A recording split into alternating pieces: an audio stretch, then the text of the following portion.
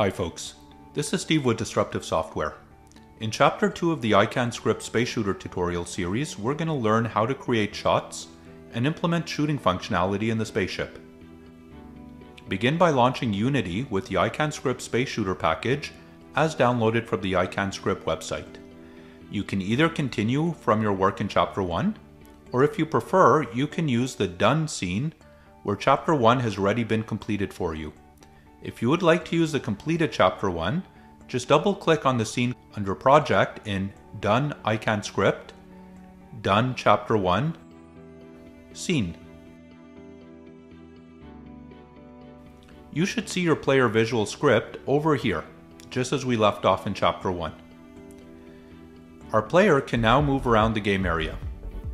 Let's continue by creating shots for our player to shoot. We will create a visual script for the prefab called Bolt. Bolts are an object that is created for the Unity tutorial that will be instantiated by the player when he fires. There may be one or many bolts on the screen during rapid fire, and none while there is no shooting. Therefore, we can't just have a single bolt in the scene hierarchy like the player object. You can learn more about prefabs on the Unity site. Prefabs are basically reusable objects for which any edits made to the prefab are reflected in all instances produced from it, but for which you can also override functionality for each instance individually. Find and select Bolt in the Prefabs folder under the Space Shooter project. Let's add a visual script. Select the Visual Editor tab, click on Add Component, and then iCanScript Visual Script. For this case, we don't need the update message handler, which is created by default. Instead, our logic will be in the start message handler that is invoked just once on the frame when the object is created. Just right-click on the update message handler and then select delete to remove it. Now, create the start message handler by right-clicking in the blue area and selecting start. We want our laser bolt to move automatically when added to the scene. Moving the bolt can be done by setting the rigid body velocity, and we want to move it in the Z-axis, which is also known as the transform forward. We will want to move it at a predetermined speed. Let's see how this can come together in the form of a visual script. Start by getting the forward direction. To do so, drag the transform, select Unity, Unity Engine, Transform, and select Get Forward. Remember from the previous chapter that if you did not know where to find it, you could have also searched for it in the library and dragged it into the script and connected the ports with a binding. To undo the second one, I can just use the Edit Undo function up here or use the keyboard shortcut. To set the speed, I can multiply the forward. Since it is a vector, it is referred to as scaling. Drag the forward port and select iCanScript, Math, and select Scale Vector. Let's set the speed to 20 using the inspector. Now finally, let's set our rigid body velocity to this vector. Drag the rigid body port, float over Unity, Unity Engine, rigid body, and select Set Velocity.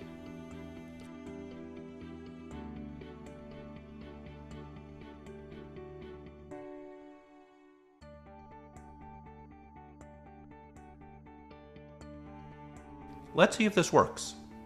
Run the game and drag a bolt prefab into your scene while you're running. There it goes. Notice, if I move the spaceship, the bolt still goes through the middle of the screen. That's because there is no association to the spaceship. Let's take care of that. But before we go to the next step, just make sure you did not drag bolts into your scene hierarchy permanently. If you drag them while running, they should disappear when you stop. If you drag them in while stopped, make sure to delete them by right-clicking and selecting Delete. Now, let's design some firing capabilities. The logical place to add this would be Player, since that is where we already read the game controller, and the player will be doing the firing. Select the Player Game object, and here is our visual script from Chapter 1. Double-click on the game controller icon to reveal the full game controller. We will use button 1, so how do we make it fire? Let's create a package called Fire in Update. Just right-click and select Package. Then click on the package, select the Inspector tab, and enter Fire for the package name in the ICS Visual Script section. To have button 1 fire, we will add an Enable port to Fire. Right-click on Fire and select Enable. When this port is set to True, Fire will run every time Update is invoked, which is every frame. Let's connect button 1 to this Enable port. That should do it. Now, what should we do in Fire? Let's start by instantiating our bolt. Let's search for Instantiate under the Library tab. Here are 2 under Unity Engine Object. Let's expand this. One of them allows to instantiate at a position and rotation. Remember how previously the shot just fired through the center? Well, looks like setting the position is what we need. Let's pull it into our fire.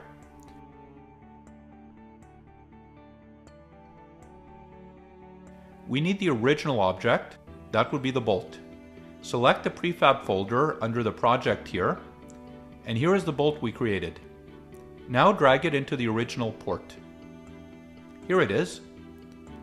Let's drag it to the perimeter of the package so we can identify what we are firing when we collapse the details later. Now, where can we get the position and rotation? It would make sense to use the position and rotation of the spaceship so that the shot appears to come from the spaceship. If we use the transform of spaceship though, it would not look very realistic since it would come from the middle of the object. If we look in the player game object, we can find a sub-object called shot spawn, and we can see the z-axis position is set just ahead of the parent object, so that the shots will appear to come from the tip of the spaceship. Let's use this transform. To do so, let's start by adding a transform to our fire. Let's look for transform with the library search. There's lots of them here.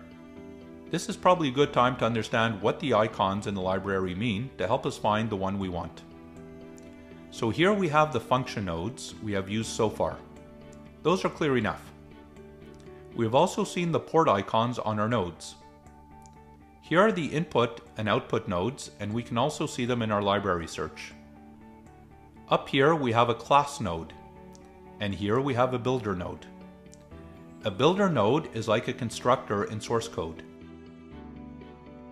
So we don't want to transform output port of various Unity classes, and we don't want to create a new transform. We want to use the one from SpawnShot. So let's find a transform class. Scroll down in alphabetical order, and here it is. Let's drag it into our script. Which transform instance do we want? The SpawnShot, of course. So let's drag it into the instance input port like this. Let's also drag it to the perimeter so we can see that we use it when we collapse the fire package. Now, select the transform class and select the instance tab. We want to output position and rotation of the SpawnShot transform, so let's select them. Now, let's connect them to the input position and rotation of our instantiate function. Let's also add some sound effects when we shoot. The player game object already has a sound source that plays weapon sounds, so let's play it when we fire. Select the audio source component, drag it into our fire package, select Unity, Unity Engine, Audio Source, and play. Choose the one without a delay.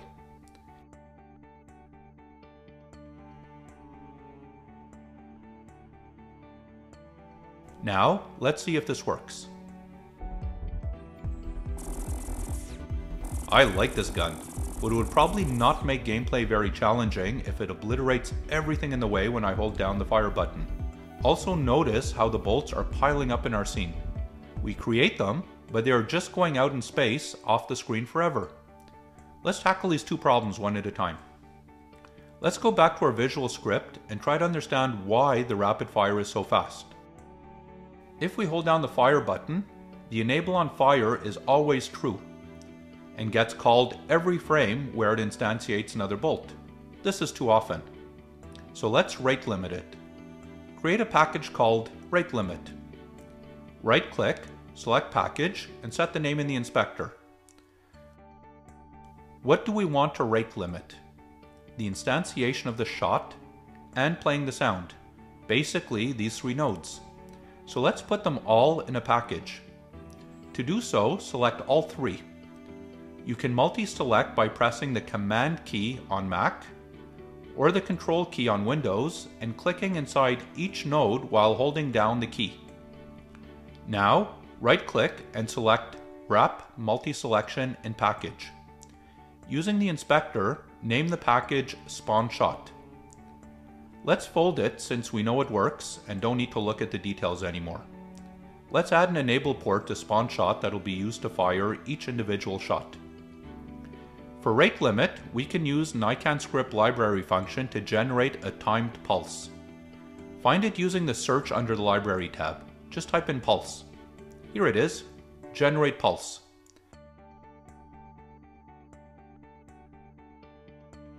This port requires a pulse generator instance. We will create one using the pulse generator builder here. Just drag it in and connect it with the binding. We can notice the color coding. Instance builder nodes are red, class nodes are orange, and function nodes are green. Now we need to set the parameters, the input ports, on the GeneratePulse node. Let's set the pulse time to 1/4 second so we get 4 shots per second. We want our pulse generator to always be active. Otherwise, we could connect it to a control. And we want to start with pulse, so let's set it to true. Now, let's connect the output pulse to our fire, Spawn Shot. Basically pulsing it 4 times a second while the fire button is pressed.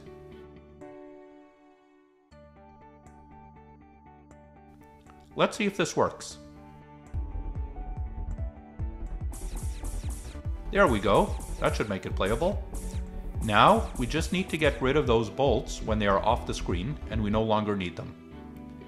Here, we have a game object called Boundary, which has a box collider defining the play area. You can learn more about colliders on the Unity site, but basically a collider is a component that detects collisions within its boundaries. When a collision is detected, onTriggerEnter is invoked and passed the collider of the other object that collided with us. In this case, we don't so much care about the collision, but rather when the shot no longer collides with the boundary, which means it has left the play area. In this case, we want to destroy the shot when onTriggerExit is invoked. With boundary selected, click on Add Component, iCanScript, and Visual Script. We don't need the update node, so delete it by right-clicking on it and selecting Delete. We do want to be notified of onTriggerExit, so right-click on the blue area and select that message handler. Collider info will contain the collider of the shot, so drag that out. And we want to find the game object associated to the collider so we can destroy it. We can find it under Unity, Unity Engine, Collider, Get Game Object. We can see from the structure and green color of this node that it's a function. We could have also achieved a similar result using a class. Let's try that. Drag out Collider info and this time select Collider Instance. Here we have a Collider class with the Collider instance connected.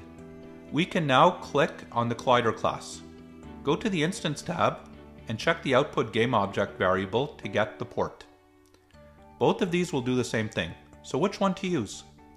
Typically, if you just want to perform one function, use a function. If you want access to many ports of the class, for example, if I also wanted the transform and collider, use a class. Let's delete the class and use the function for this case. Now, let's destroy the game object. Find destroy using the library search, drag it in, and connect the collided game object to it. Let's test. Perfect. The bolts briefly appear in our scene, and then get removed when they're no longer needed. Now, all we need are some hazards to shoot at. Thank you for watching, and please join us in the next chapter of the series where we will continue building the space shooter game.